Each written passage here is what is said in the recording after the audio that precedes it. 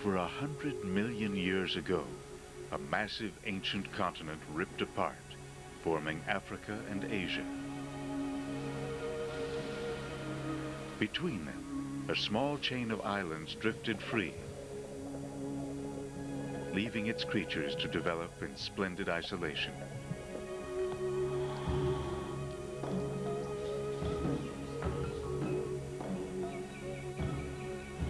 "75 million years later, what remains of the lost world of the Seychelles?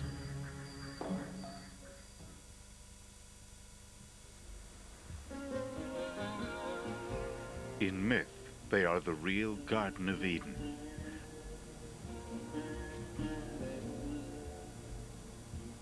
Islands so isolated and untouched, they harbor the very bounty of creation.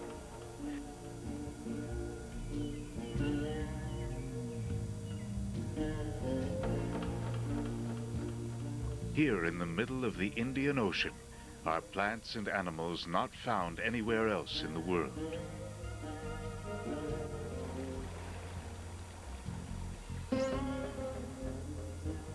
Since the age of the dinosaurs, the only visitors to the Seychelles Islands were those creatures that could fly or swim.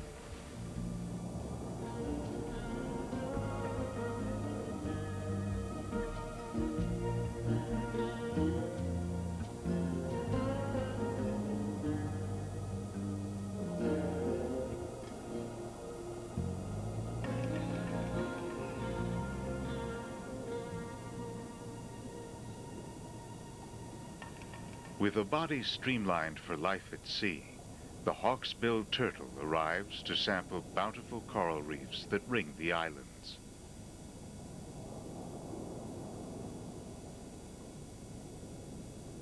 It will harvest soft-bodied corals and other invertebrates, and perhaps lay its eggs on the sandy beaches.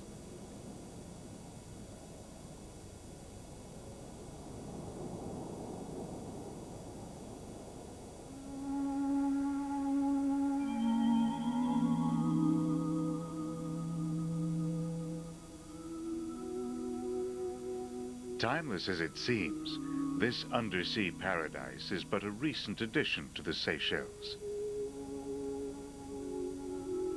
The vibrant coral gardens that now surround the islands are at most 8,000 years old.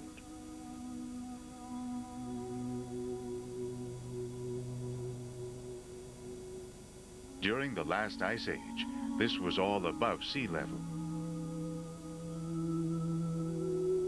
Buried beneath this living reef are the skeletons of ancient crocodiles, tortoises, and lizards, remnants of a time when reptiles ruled the earth.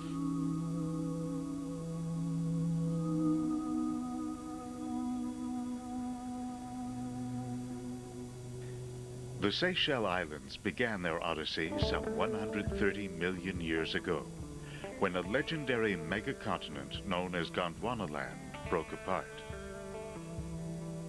Huge land masses drifted across the globe. Antarctica and Australia, Africa and India, all went their separate ways.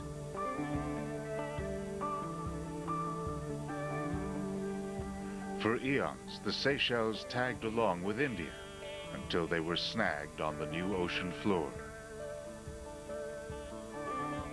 The 86 islands of this group are today stranded over 1,500 kilometers from the African continent.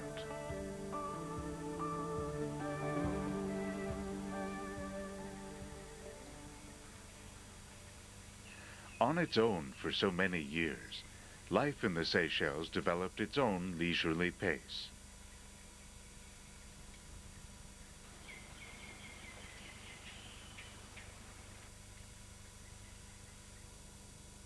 In the cool of an April evening, a giant land tortoise goes looking for love.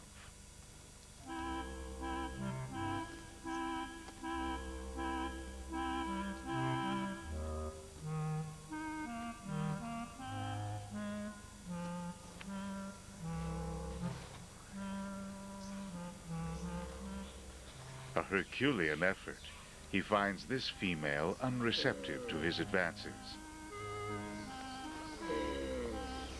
She probably hasn't reached the age of 15, a time when tortoises become sexually mature.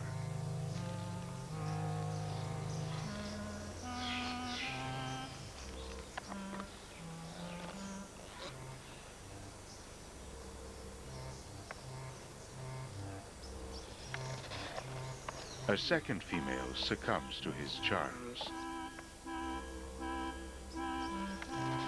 Their mating appears hopelessly clumsy.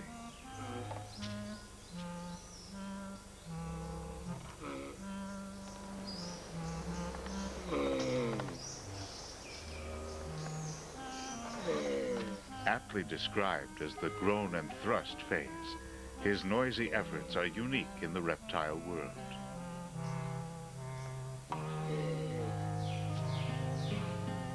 It's exhausting work and seldom successful.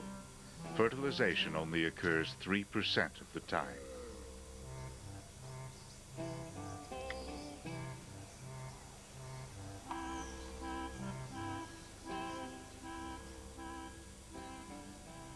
Giant tortoises feed just before dawn or after sunset.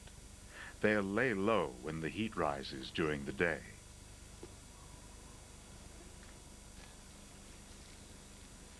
He grinds up his vegetarian feast with hard horn ridges and a massive tongue instead of teeth.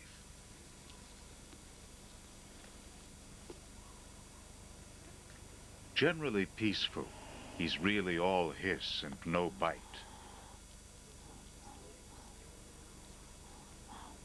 His prickly manner offered no protection from humans when they first arrived here 400 years ago. Still, some 150,000 Seychelles tortoises managed to survive,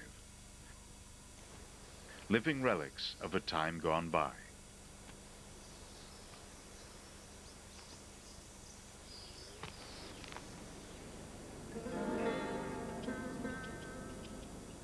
So too, a walk through its home on the island of Mahe is a step back in time. Many of these islands are made not of coral, but of granite. The rocks here are 650 million years old and rise up over 150 meters above sea level.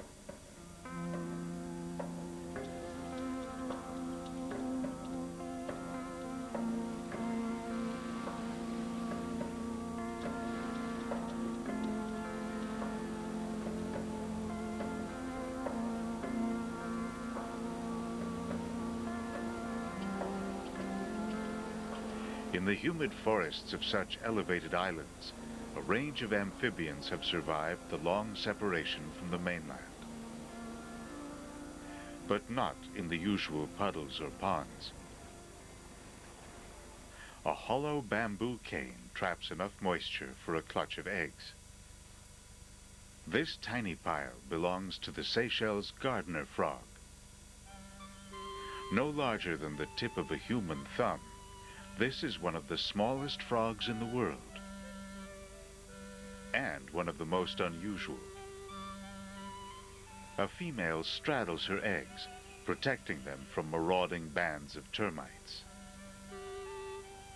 Her egg harbors not a tadpole, but a fully formed frog. A few days later, details can be made out. Dark eyes and a round mouth.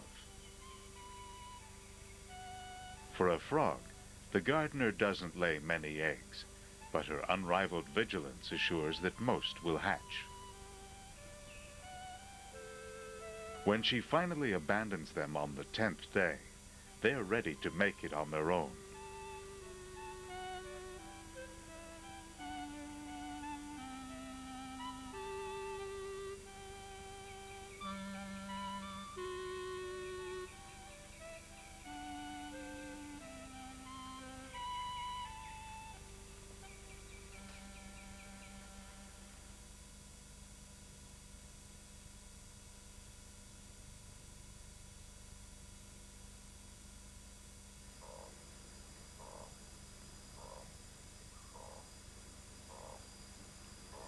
Lured by the call of a male tree frog, a female risks coming out in the open.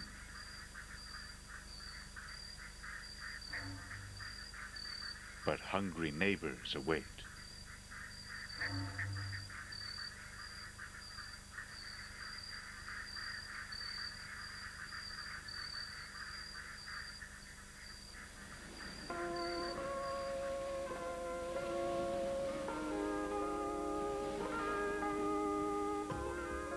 The forests of these islands harbor a surprising array of creatures.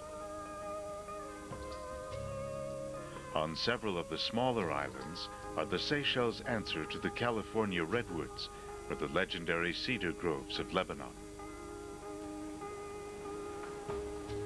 The mysterious coco de mer tree, with botanical links to Africa, India, and Malaysia, is confined mainly to a series of mountaintop preserves. Centuries of visitors considered it a potent aphrodisiac. How many eons have these legendary palms reached to the sky? The oldest are 800 years old and grow to about the height of a 5-story building. It is a species that likes to take its time. Female trees are 25 years old before they bear fruit. Inside its hidden flower lies the stigma, waiting to be fertilized.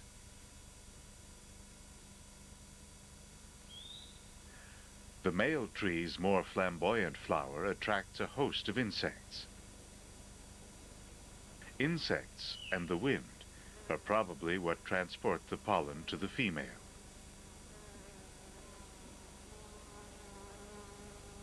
And then the trees bide their time.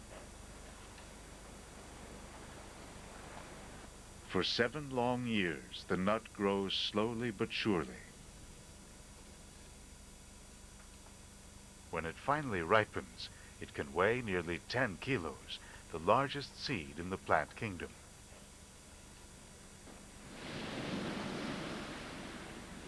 They often float to the shores of Africa, but the journey is too long for the embryos to survive and take root.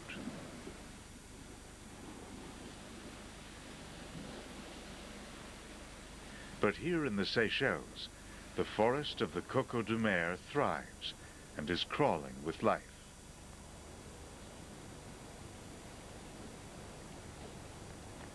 The green gecko craves its sweet nectar.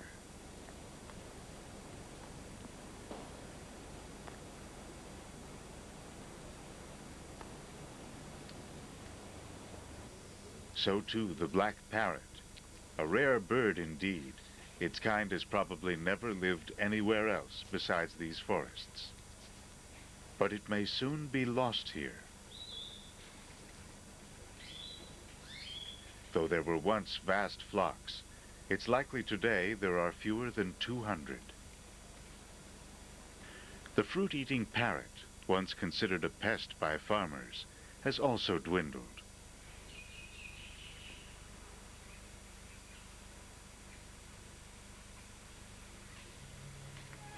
These are ominous tales for a fruit-eating bat known as the Seychelles flying fox. As mammals, bats are an oddity here. The Seychelles Islands went on their continental drift just as mammals began to diversify. You could say they missed the boat.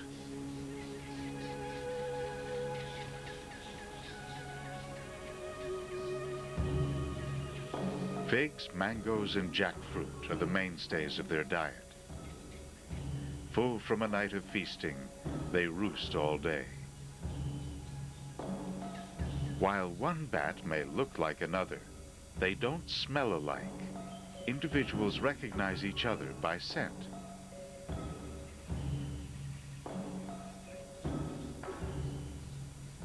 This mother suckles its baby, folding it close in her protective wings.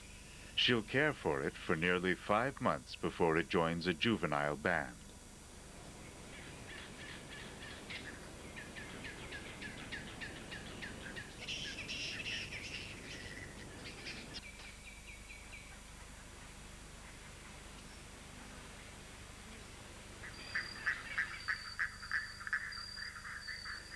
The rare Seychelles owl was thought to be extinct until 40 years ago. Tonight, this one is looking for a partner, but his efforts may well go unheeded. There are probably fewer than 80 pairs left in the world, all here in a mountain forest on Mahe. While native animals like the tortoise have passed the eons in isolation, the island became a stopover and breeding ground for an array of migrating birds. Sand has reclaimed this coral reef, creating Bird Island, the world's second largest breeding colony for the sooty tern.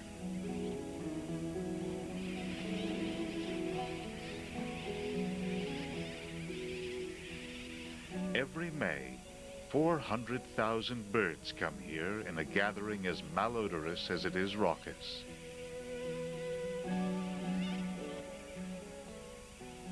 As on any prime beachfront property, space is limited. Nests are built a beak length apart, with up to 4 nests per square meter.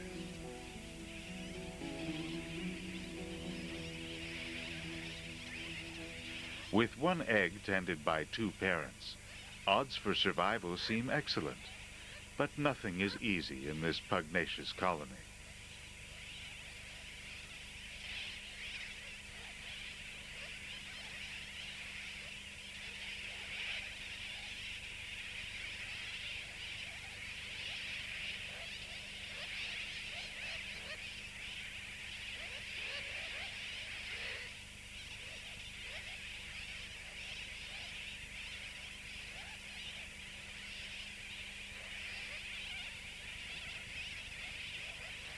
After fighting its way out of the shell, the newborn finds itself in the middle of another battle, this one over territory.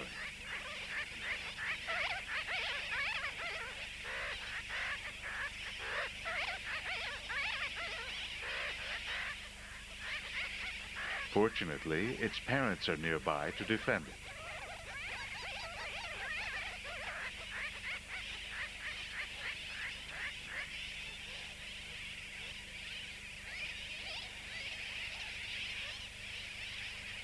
Back from a day of fishing, the tern regurgitates food for the chick.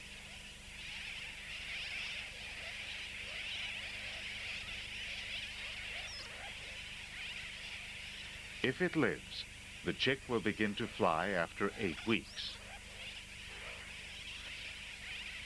In October, it will join a mass exodus as the birds head for the open ocean for a full 7 months.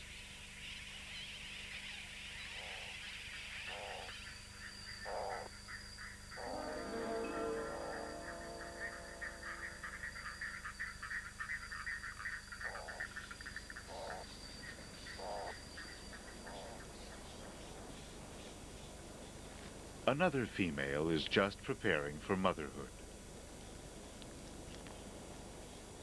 3 months have passed since the giant land tortoises mated.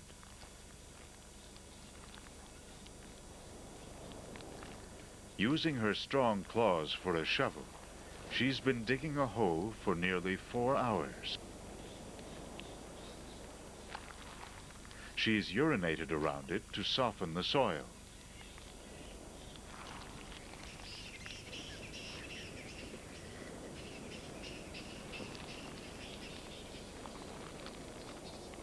She checks to make sure conditions are just right.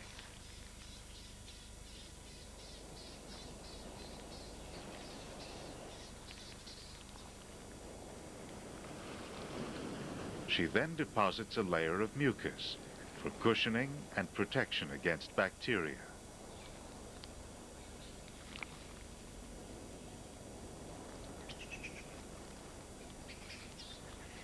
And then, the egg. Round as a billiard ball, it's the first of 20.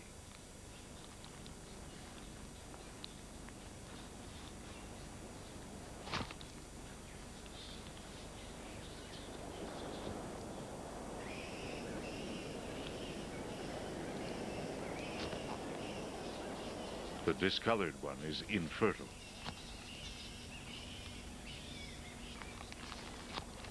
In slow motion, as is the nature of her kind, she arranges her work.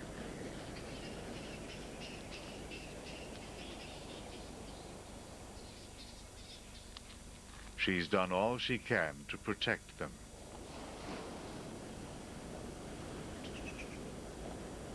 They are a treasure of infinite value. They represent the last vestige of a forgotten continent, a piece of our collective past, a token of Eden.